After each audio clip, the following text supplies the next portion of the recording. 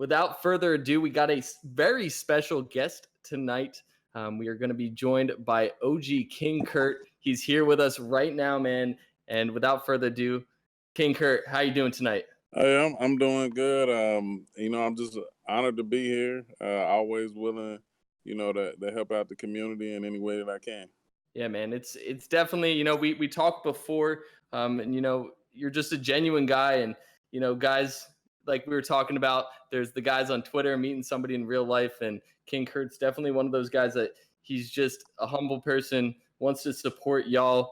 And so we're very happy to have him here. And without further ado, we're gonna go straight into our interview. And we're gonna start out with, we're coming to the end of 2K19. So how do you feel about the current state of 2K and, as the year is coming to an end?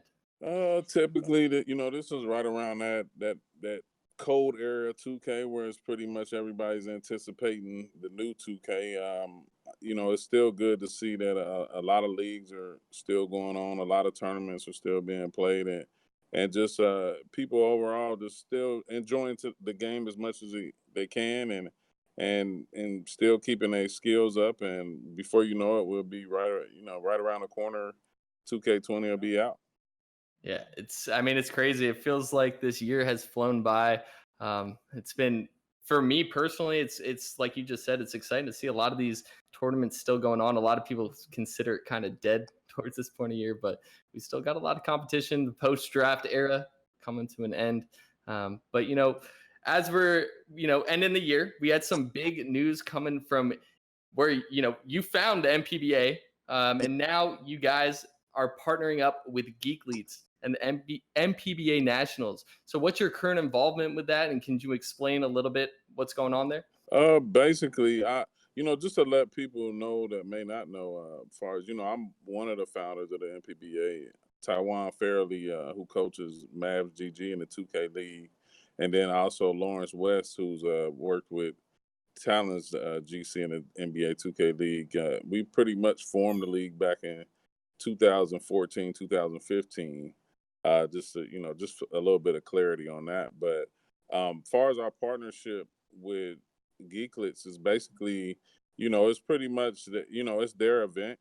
We're just partnering up with them to give the community something fresh, and also just to help the Geekleets get their platform off the ground. It's a friendship that we've had over a few years, and it's great to see Danny putting in a lot of work and making things possible for not only himself but the community as well. So I think the event is going to be something, one for the ages, and something for it gives us a new arena that we haven't stepped in for, as putting on a LAN event. So I think it's something that's going to be special. Personally, I'm very excited. If you guys didn't know, they are located in the Dallas-Fort Worth area. I've been working with Geekleets a little bit. I've been down to the facility. Danny Martin leading the way there, doing a great job. So I'm excited. It's another platform, like you just said, a LAN setting. It's a lot of fun. If you guys have never experienced that, being in the same room with your competition it brings a totally different vibe. But anyway, as we lead in, of course, GM and coach for Nets. Can you tell us about your role and what it's like leading up to game day and how you prep the team? For the most part, we talk over the weekends. We do a lot of team bonding. Going into Monday, if we hadn't played a game the week prior, we come in focusing on who we're going to play against. We watch past film of that particular team that we may be playing. Then most of the time we scrimmage anywhere from 2 to 6 hours, mostly in series of best of threes. And for most people who may not know, that our scrimmage mode is basically a mode that allows teams that's already in the league to scrim online against each other. And that's pretty much how we get a lot of reps in. We game plan, figure out, for me, it's been a season where we've changed multiple lineups, probably more than we'd like to, but just figuring out who's going to play where, and ink that in stone, and make sure everybody has their shots on their players because it locks, at a certain period of time during the week. Um, and that's basically what we do from Monday to Wednesday if we don't play on Wednesday, and pretty much, prepares for Wednesday or Thursday, Friday matches. But that's pretty much it. I was fortunate enough to draft 6 guys that are very experienced and knowledgeable about 2K, know what they need to do, and hopefully just be ready to do it when it's time. We're sitting at 7-7, so it's been pretty much a challenge for us to be on more consistent. But that's pretty much how we prepare ourselves from week to week. Most definitely, and it's definitely nice to hear a little bit of insight. As plenty of you guys are aspiring to get into the 2K League, to kind of hear what's going on in the mind of OG King Kurt. But so, can you tell us a little bit what it's like being there live, being a part of the 2K League, and what that dynamic is like being in the same room?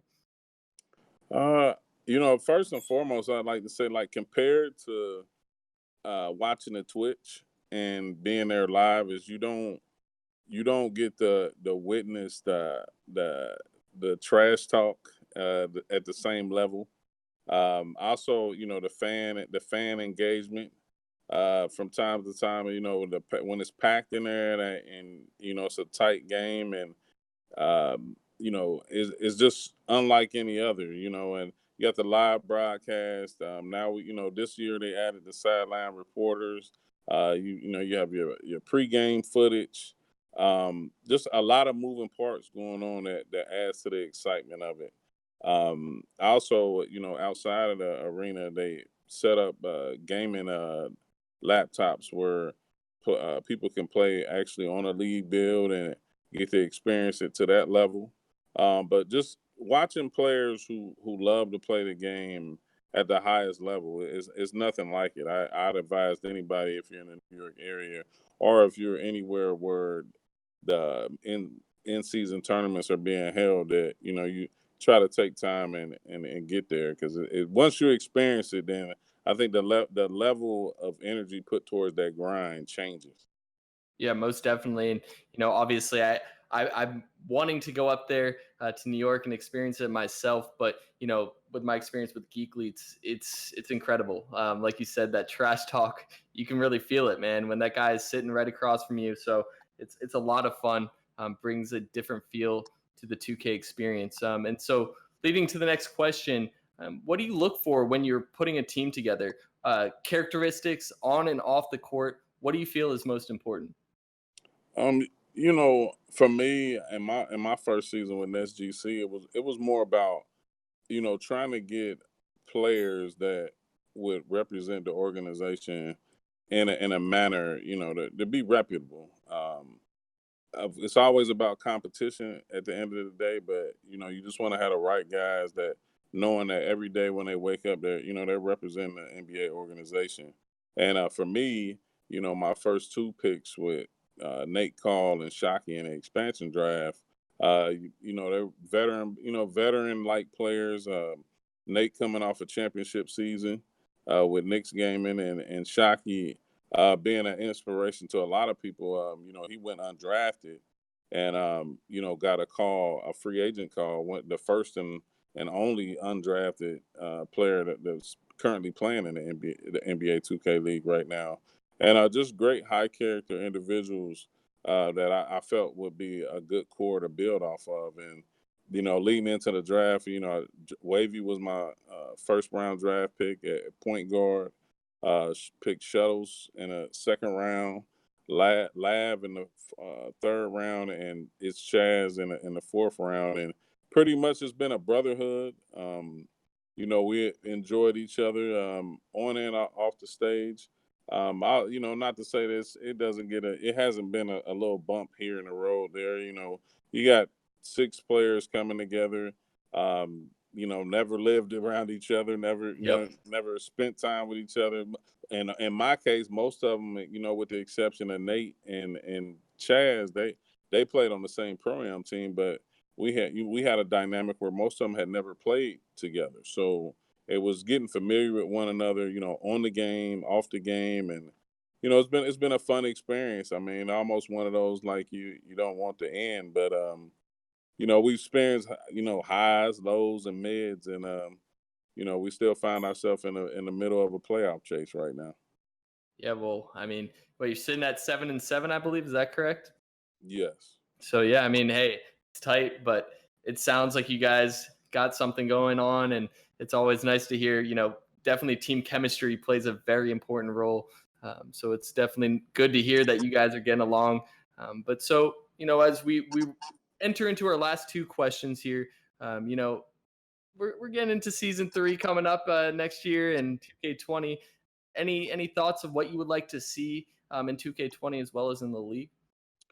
Um, as far as 2K20, I mean, I think we all worry at the beginning of each 2K, especially the pro-am lovers, is whether or not matchmaking will be there right away, and how much VC we may have to spend on our players and different things of that nature. But just looking for more dynamic gameplay. Um, you know, I mean, that's pretty much it. I mean, it's going to be interesting to see how they implement the the archetype structure, whether it'll be the same as it has, in this past 2K, or what type of new dynamic they might add to it. Just giving us different features to work off of a pro am, and how we can develop our players and play around with builds, and hopefully still make it a competitive type game. For one thing, it's a lot of animations that I would like to see go. I mean, and try to give us the best feel of competition. But as far as the 2K league, I mean, I think it's made leaps and bounds. In a lot of different areas. I mean, as far as like just take for one, the tournaments actually going on the road and giving people a chance to in different parts of the U.S. to experience the 2K league live. For those who didn't get a chance, to experience that in Vegas, at the HyperX Arena, it was a different feel, different setup. I just like I'm a competitive person, and that's one of the things that got me into playing 2K. And I like to see the players and even us as coaches put in um, different arenas and different setups that to make us have to challenge us more and be ready for different type of things along the way. And then just like in Orlando, had the ticket, and I mean, I'm telling you that the atmosphere there was like any other. I think, Florida is one of those areas where a lot of people can get to, and they took full advantage of it. I mean, it was a packed house most of the nights while we were there, and it was just like, the tourney atmosphere adds a different element because every round is money to be won, and so every game matters. Not saying that doesn't mean anything in a regular season, but it's instant and it's right there, and everybody's anticipating. So I think the traveling of the tournaments is good. Obviously we're gonna have new talent looking to come in, and that's always gonna be a good thing. Also, along with new teams coming in, it's been announced that Charlotte will be bringing a Hornets Venom Yep. GT into the league, so that that's exciting. I'm sure some others may be joining. So yeah, I'm pretty happy with it. I mean, and I'm just honored to be able to wake up every day and work for the 2K League and represent Brooklyn and as a whole. So I think I want to say this to players that are looking to get into the league, whether it's a player, whether it's working for an organization. Just be passionate about what you're doing. Don't let anything stop you. I mean, be purposeful, but and don't be afraid to reach out and ask for help. And because it's a lot of people like myself that are willing to help and don't mind seeing other people succeed as well as myself. It's a lot of people involved with me, helping get into where I am now, and I take it as my duty every day, to give back to other people as well. So, like I said, just be passion driven, and it's not always about the end game if you're not in it for the right reason. Most definitely. And, that kind of, led into my next question, which is, I've been seeing your OG 2 cents there on Twitter. And, that's kind of what you were saying, when players are getting ready for season 3, we've talked to some other members of the league, and, it's about being a part of the community. And that's kind of like what it all comes down to. And as far as we get into the next 2K, it's all about adjustments and, figuring things out. But I did have a question in the chat that I thought would be kind of fun, if you don't mind answering, would be, who's better, LT or you at 2K? Got it. You got to hear this. We talking about 1v1? I don't know. What 1v1, or let's say I don't know. Let's go 1v1. 2K, LT will probably get me in 1v1, and then in Pro-Am, he always played like a guard position, and I played center. But 1v1, Yep. I probably give an edge to LT. He played that aspect of the game a lot more than me, so I give him an advantage on that end. That's a humble answer. I like it. Well, OG King CURT, guys, thank you so much for coming out. Some great answers. Always nice to hear from the guys at the top. Any last things you wanna say before you get out of here? I normally don't do OG 2 cents on the spot, but it's normally just random thoughts from experiences that I hear from others, or something that I've went through, or something that I may have seen right there at that instant. But I guess don't for players who may have had a reputation for being toxic, or not really thinking about their actions on Twitter, or while they're streaming, or anything like that. The one thing I want to say is don't let the opinions of other people stop you from becoming the person that you're meant to be. I like that. I think that's important, because so many times we want somebody to change, and we want somebody to grow, and then when they start making those changes that grow, those same people that were criticizing will be the same people that try to knock them back down. So, don't let people stop you from becoming the person that you were meant to be. I love that, man. And hey, just like my name, I'm a Sixers fan, but I guess you just got to trust that process. I always have to drop that at some point. But man, again, thank you so much for coming out. Guys, if you don't follow him already on Twitter, he's a must follow. I'm telling you, those OG 2 cents are gold.